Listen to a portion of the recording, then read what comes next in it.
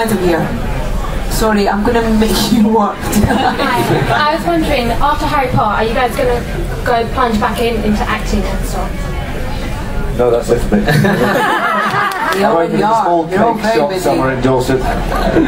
What do you think? No, you're going. You'll continue, of course. No, we're all acting, and what's amazing is that these young people who started out as really kids who didn't know what they want to do, they've all become such seasoned and in fact veteran, experienced actors. They've got thousands of hours on the set of, with the most experienced crew members in the world.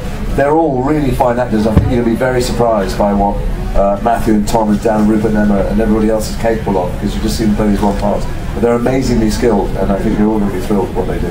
I just saw Dan actually in New York in his show, and when he came on, everybody goes bonkers, and then after a minute you forget that he was ever in Harry Potter, which is a real testament to him as an actor, because he's an iconic figure, and he was stunning. Is that a slight fear for you, because you've played characters for so long, to try and make a deliberate choice that removes that slightly, I guess? I think obviously when you do something for 11 years, mate, it's been a while. It's obviously you're concerned about that slightly, but I mean, I'm very fond of Neville. I think that all you can do is embrace it and say, that was something that I did, that was a fantastic part of my life. I'm ready to move on. I mean, Dan did a very great thing by doing Equus, because it was just so different, and he was so bloody brilliant in it. Like, it just, it just showed what Dan could do. But I mean, I just want to act. If I had to stick with Neville there for the rest of my life, I can think of a hell of a lot of worse things that I could have to put up with. So, it's all right. Okay, next question. Lady down the front here. Hi. Hello, my name is Jessica. I'm from Germany, and I have a question. That's nothing. I came from Mexico. Germany. But at least I came to see you. So I just read my question down because I'm quite nervous.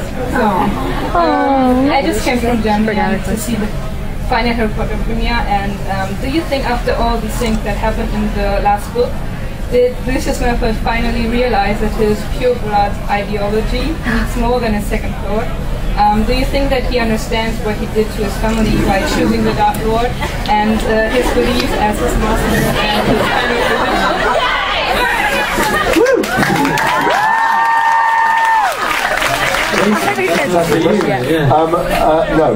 No. Keep going. I think that what was interesting watching Lucius's journey is that you saw really when the pressure was on and when the crisis was high. You see with my wife, ultimately she chooses motherhood and love over her loyalties politically and anything else intellectually, and that really when the chips are down, I would sacrifice my son and my wife for status. I would crawl over their twitching corpses for a place by Voldemort. So, and that from the end of the fourth film onwards, but certainly for the last two films, Lucius cannot see a place for himself in the future. If Voldemort wins and the Death Eaters win, there's no place for him. And obviously if Harry Potter wins, there's no place for him. You see an increasingly desperate, pathetic and broken man. And that was enormously good fun to play. So I don't think he sees the error of his ways. I think he's a tragic figure, and probably you'd catch him somewhere eating the remnants out of somebody's bin at some point. Please, she said please, she's got a wand. Wait. Calm down, take a breath. Breathe.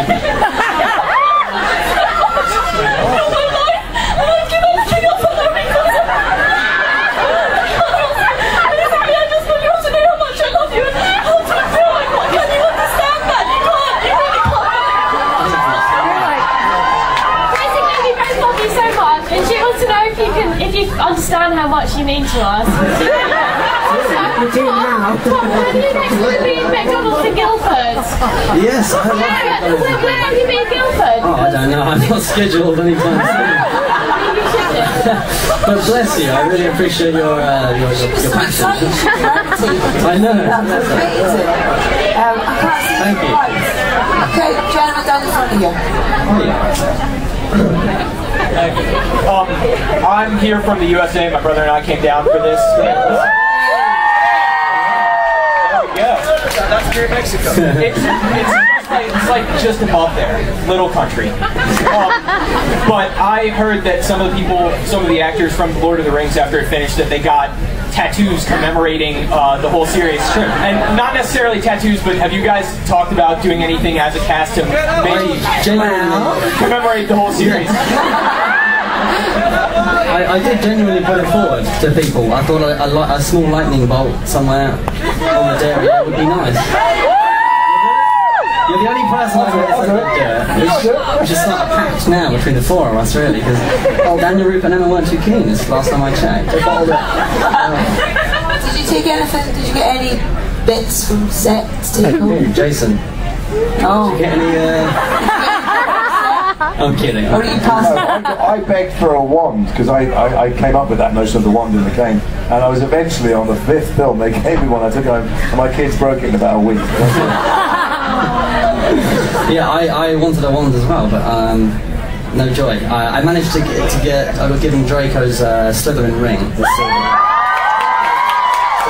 it actually still has the plaster wrapped around it because my fingers were too small as a 13-year-old for it to fit. They still don't fit. Hang on a minute, so you got a wand, right? And you got a ring with a snake on it. I got a ring. Did you get something good? Nothing, stapled down in my trailer. Yeah. I got false teeth.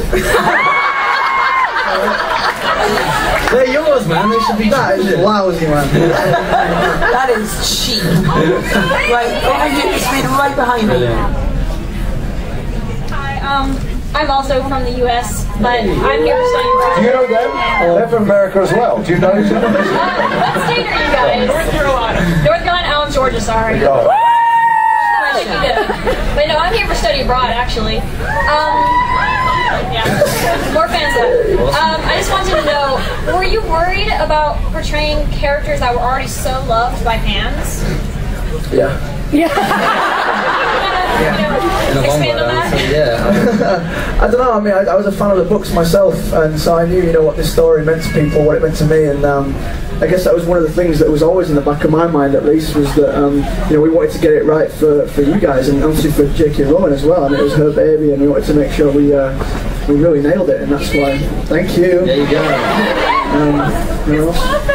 I can't imagine any fan to be disappointed with anything. It's an odd thing, because these books are loved the world over, and people know every punctuation mark. And so, what's amazing is that the filmmakers, the two producers, David, and now naturally the director, David, as well, have managed to take them from the page to the screen and keep all the fans of the books with them. The fans of the books are fans of the films as well. That doesn't always happen, and it's a tribute to their skill, I think, and their great taste. Well said. And all the books weren't released obviously before we started seeing the film. So now, when people read those books that came after the first film, it's your faces. It's your faces in their heads when they read. That's kind of strange. I'm not sure like that. I felt very lucky because as my years went on, I obviously had great influences around me to sort of show me the way, I think. Even without sort of consciously realising it, they definitely added new layers to my character thanks to these guys coming in and sort of giving me parental influences of some sort.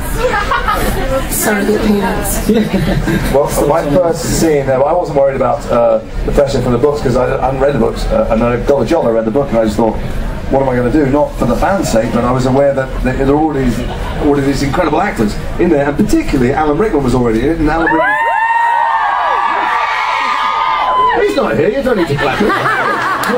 But Alan plays sinister and dangerous and dark so brilliantly and beautifully, I worried what on earth I could do, and so I thought the best thing I could do was go blonde. That was I really, honestly, I just concentrated on trying to be the worst father I could possibly be, so that I could contextualise, so you understood why Draco turned into that snotty little git at school. And that was the subject for my focus. Yeah, true, it really did.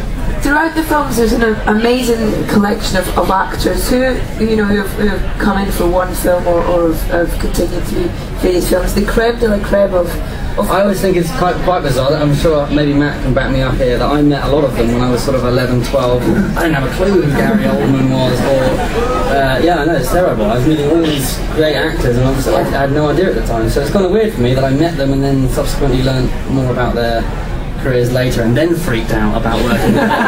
So it took me 3 or 4 films. Alan Rickman was one of the first, to be fair, because he was Robin Hood, which is kind of like one of my childhood films. So yeah, he was always daunting. Took me about 6 years to muster more than "Morning, Helen." Really? Yeah. And he's a lovely guy. He still scares me a little bit. Yeah, a little bit.